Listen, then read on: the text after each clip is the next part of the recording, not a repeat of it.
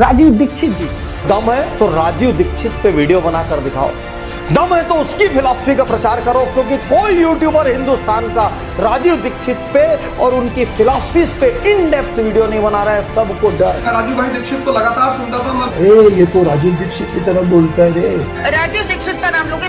राजीव दीक्षित जी को किसने मारा? जिनके विरोधी भी जिनके चरित्र के बारे में सपने में भी प्रश्न चिन्ह नहीं लगा सकते, ऐसा उज्जवल और धवल चरित्र राजीव भाई।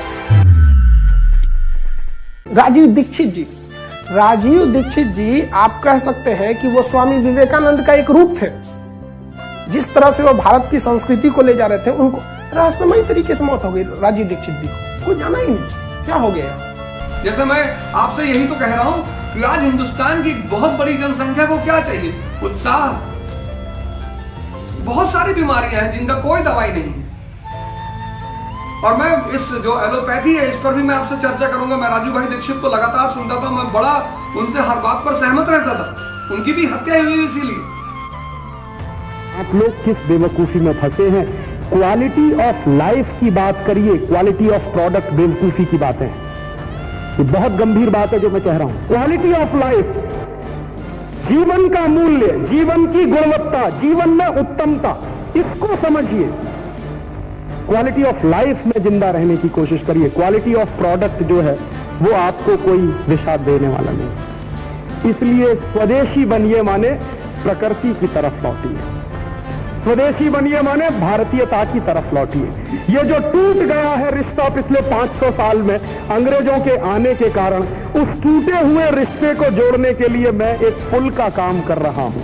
बस इतनी भूमिका है, इससे ज्यादा कोई भूमिका नहीं। और अगर ये भूमिका आपको समझ में आ जाए तो आपका बहुत बहुत आभार, बहुत बहुत शुक्रिया, बहुत बहुत धन्यवाद। लेकिन आज भी कमी है। राजीव दीक्षित जी जैसे, स्वामी विवेकानंद, दयानंद सरस्वती, वो हमारे ईश्वरचंद विद्यासागर, ऐसे लोगों की बहुत कमी है आज के देश में। आज के देश में बहुत कम लोग ऐसे मिलेंगे जो देश के लिए मरते हैं। आजकल लोग अपनी पार्टी, अपनी धर्म, अपनी जाति, यही सब पे हो रहा है। लेकिन ये लोग जाति धर्म से ऊपर उठ गए। राजीव दीक्षित जी को तो हमको लगता है मल्टीनेशनल कंपनी वालों ने मरवा दिया।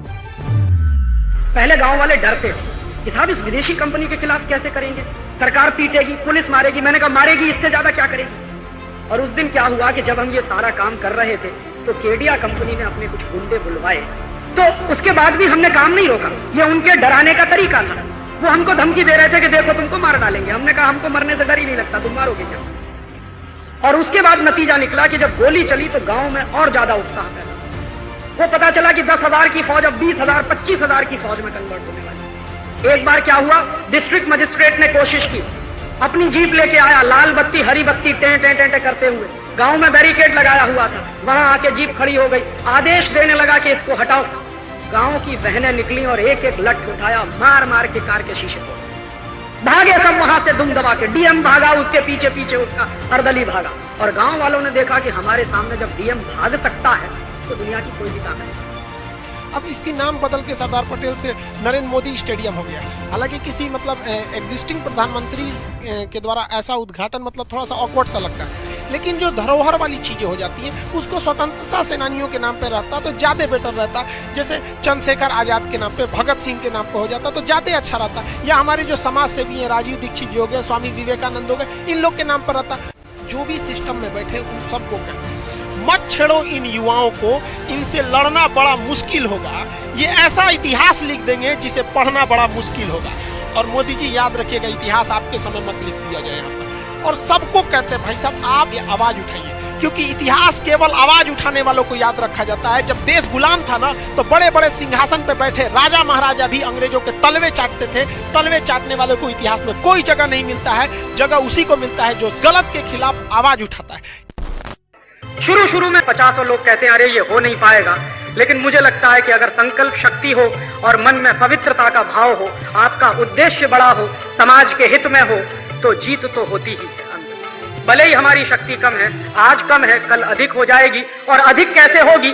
ऐसी छोटी लड़ाइयां लड़ते लड़ते किसी बड़ी लड़ाई की तैयारी हम करेंगे, ये कर रहे हैं। 1992 से हमने ये अभियान शुरू किया था, 1992 से अब तक इतना कर पाए हैं। हम 3-4 लोगों ने ये अभियान शुरू किया था, तब सब लोग कहते थे कि क्या फालतू का काम कर रहे हो, अच्छा खासा कैरियर छोड़ के इस तरह के काम में लग गए। परिवार वाले भी नाराज, रिश्तेदार वाले भी नाराज। हमने कहा ठीक है, आप नाराज रहिए, क्योंकि ये पशु बन के जिंदा रहना तो हमें मंजूर नहीं है कि हाय पैसा, हाय पैसा, हाय पैसा। पैसा जिंदगी का सब कुछ नहीं होता है, देश उससे बड़ा होता है, समाज उससे बड़ा होता है, संस्कृति बड़ी होती है। राजीव जी जहां तक बता गए, उन्होंने एक प्लेटफॉर्म बनाकर दे दिया। उस प्लेटफॉर्म के ऊपर आपको स्वाधीनता की इमारत खड़ी करनी, अपने राष्ट्र की रक्षा की इमारत खड़ी करनी। अरे वह विद्वान व्यक्ति थे, योग्य व्यक्ति थे, ईश्वर का अंश था उनके अंदर। मैं देखता हूं कि लोग राजीव दीक्षित के टोन में भाषण देते हैं, राजीव दीक्षित की तरह कुर्ता पहनने लगे, राजीव दीक्षित की तरह उठने बैठने लगे।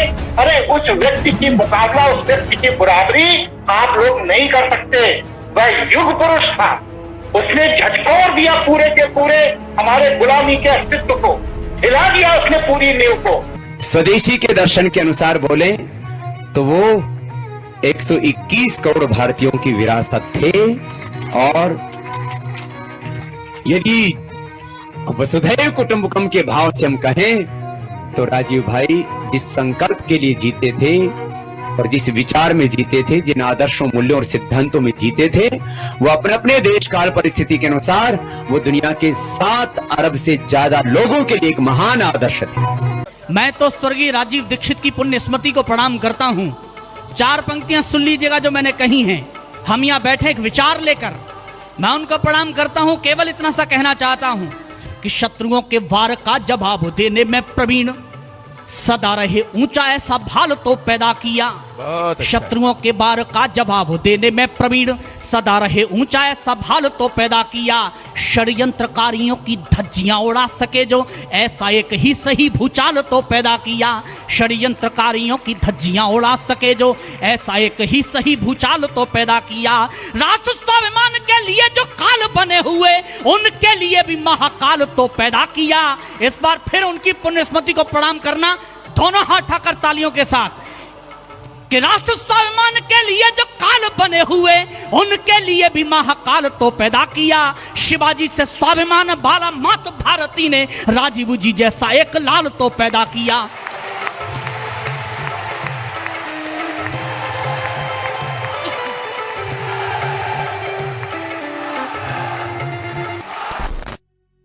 और कभी अगर भगत सिंह हो सकते हैं, चंद्रशेखर हो सकते हैं, तो आज क्यों नहीं भगत सिंह और चंद्रशेखर हो सकते हैं? आज भी तो वही परिस्थितियां, तो कुछ लोगों को तो ये करना ही पड़ेगा। और निकल पड़े हम लोग पागलों की तरह से, और आज होते होते कुछ हजार की संख्या हमारे पास है, और 3-4 साल चलेंगे तो शायद कुछ लाख की संख्या हो जाएगी। और जिस दिन वो हो जाएगी, उस दिन उनको आमने सामने से टक्कर देके युद्ध की आखिरी लड़ाई लड़ेंगे। वो आशीर्वाद आपका चाहिए, आपकी दुआएं हमको चाहिए, आपका सहयोग हमको चाहिए, आपका समर्थन हमको चाहिए। इस बड़ी लड़ाई में, इस धर्म युद्ध में जितना आपसे बन पड़े हम लोगों की मदद, हम लोगों का सहयोग करेंगे। आपका बहुत बहुत शुक्रिया। एक भाई ने सवाल किया है कि इस देश को राजीव गांधी जैसा प्रधानमंत्री मिलता है, लेकिन राजीव दीक्षित जैसा बड़ा प्रधान नहीं मिलता। ऐसा संभव नहीं है। मैं आपको बता दूं, इस खुशफहमी में आप मत रहिए। राजीव दीक्षित जो विदेशी कंपनियों के पीछे डंडा लेके घूमता है, वो पीएम नहीं बन सकता, क्योंकि विदेशी कंपनी वाले जानते हैं कि ये आदमी अगर 24 घंटे के लिए भी पीएम बन गया तो कुछ करे या न करे, लेकिन सारे मल्टीनेशनल को हिंदुस्तान से विदा कर देगा। इसलिए वो लोग अपनी पूरी ताकत लगाएंगे, और मुझे मालूम है कि ऐसे लोगों को वो टिकने नहीं देते। ये राजीव दीक्षित का सवाल नहीं है, कोई भी XYZ हो। इसलिए इस खुशफहमी में आप मत रहिए। हाँ, इस देश में बहुराष्ट्रीय कंपनियों के खिलाफ कोई बड़ा आंदोलन खड़ा हो और उसमें मेरी जान भी चली जाए, तो मुझे कोई वांदा नहीं है। मुझे लगेगा कि मेरा जीवन सार्थक है। प्रधानमंत्री बनने से ज्यादा बेहतर है कि इस देश में किसी विदेशी कंपनी के खिलाफ लड़ते हुए मैं मर जाऊं। ये मेरे दिल की अपनी तमन्ना। वो हमको मतलब एक नहीं होता इंसान की फीलिंग, हमको लगता था कि ये किसी न किसी चीज के अवतार हैं।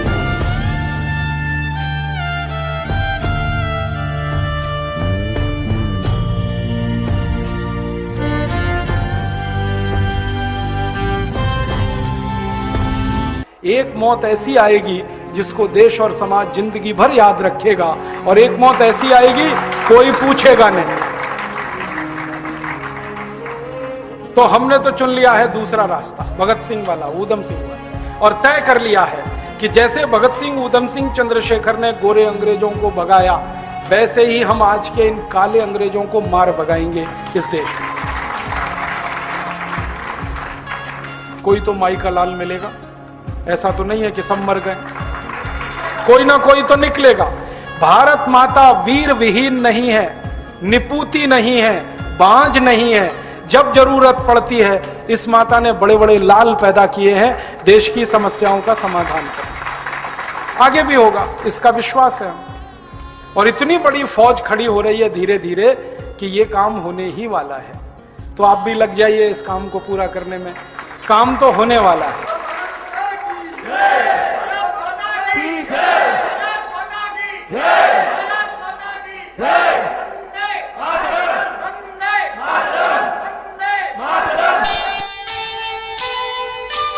यही धरोहर वंश की, यही रचे इतिहास,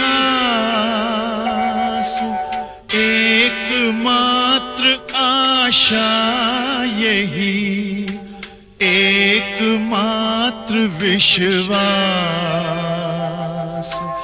एकमात्र विश्वास।